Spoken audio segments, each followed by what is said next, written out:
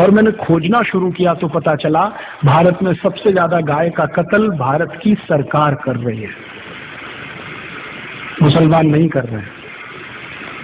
और इस देश में ऐसे कई मुस्लिम समाज हैं जिनको मैं जानता हूं जो गाय को वैसे ही पालते हैं जैसे आप पालते हैं।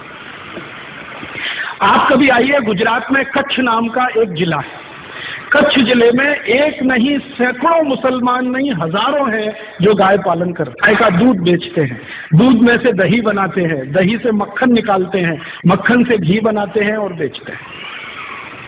आप राजस्थान में आइए, बीकानेर, जैसलमेर, बाड़मेर, ये तीनों जिलों में एक नहीं हजारों मुसलमान हैं जो गाय पालते हैं, गाय का दूध बेचते हैं, दूध में से मक्खन बनाते हैं, फिर घी बनाते हैं और धंधा करते हैं। राजस्थान का एक इलाका है अलवर, मेवात क्षेत्र कहते हैं। पूरा मेवात क्षेत्र जो है ना मुस्लिम समाज के भाइयों से डोमिनेटेड है। वहां एक नहीं सैकड़ों मुस्लिम भाई हैं जो गाय पालते हैं, गाय का दूध पीते हैं, गाय के दूध से दही बना के वैसा ही घी और बिजनेस करते हैं। मुसलमान गाय नहीं काटते हैं। ये बहुत बड़ा भ्रम है जो हम हिंदुस्तानियों के बीच में फैलाया अंग्रेजों ने, और ये भ्रम फैलाया था अंग्रेजों की रानी ने, जिसको हम दुर्भाग्य से विक्टोरिया कहते रहे हैं। उसने एक चिट्ठी लिखा था 1894 में।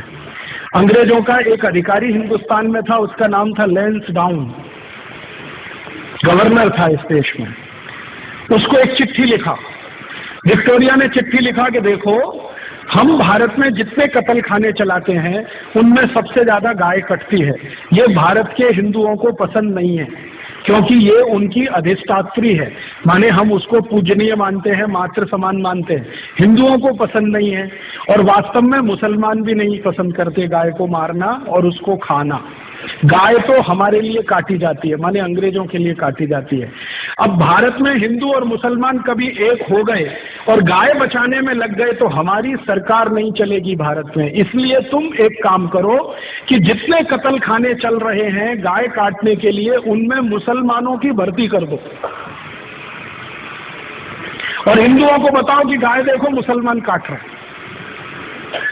तो हिंदुओं की भर्ती नहीं, मुसलमानों की भर्ती कर दो। हिंदुओं को बताओ कि गाय मुसलमान काट रहे हैं, कट हमारे लिए रही है, काट रहे हैं मुसलमान, खाते नहीं है, हम खा रहे हैं, काट रहे हैं ये। हिंदुओं को जब ये पता चल जाएगा, ये दोनों एक दूसरे को लड़ मारेंगे और ये लड़ने लगेंगे तो हमारी गद्दी सुरक्षित रहेगी और हम भारत पर 1000 वर्ष तक राज करेंगे।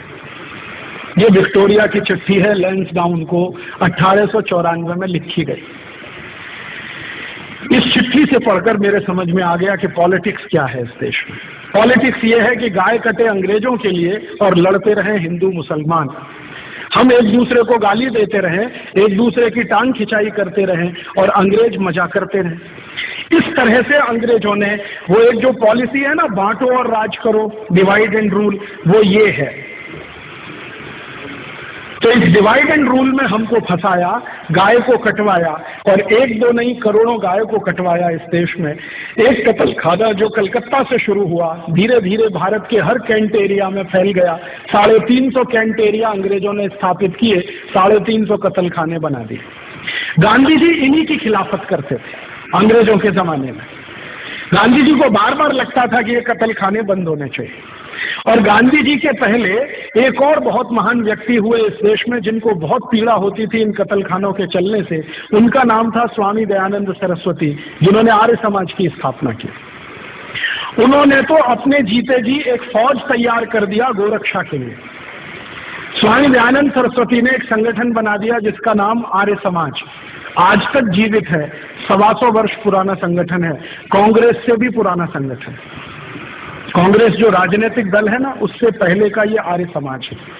इसका एक ही काम था, गोरक्षा करना।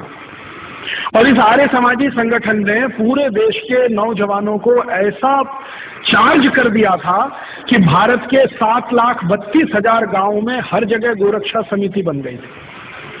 1870 से ये शुरू हुआ और 1894 में आकर ये आंदोलन अपने सबसे उच्चतम शिखर पर था। और 94 में जब ये आंदोलन उच्चतम शिखर पर था तो भारत के हिंदू, मुसलमान, सिख, ईसाई, जैन, पारसी, बौद्ध सब मिलकर गोरक्षा में लगे हुए थे। और अंग्रेजों के सामने एक प्रश्न खड़ा कर दिया था कि एक भी गाय कटेगी तो अंग्रेजों की खैर नहीं। तो अंग्रेज घबरा गए थे। इसी घबराहट में रानी ने चिट्ठी लिखी थी 1894 में कि अगर इस आंदोलन को तोड़ना है, हिंदू मुसलमानों को लड़ाना है, तो तुम ये काम करो कि सारे कत्ल खानों में मुसलमानों की भर्ती करो और हिंदुओं को बताओ कि गाय ये काट रहे। और जब ये खबर अंग्रेजों ने फैलाई, उसके बाद इस देश में हिंदू मुसलमानों के दंगे शुरू हो गए। मैं आपको विनम्रता पूर्वक बताना चाहता हूं कि 1894 के पहले इस देश में एक भी हिंदू मुस्लिम दंगा नहीं हुआ।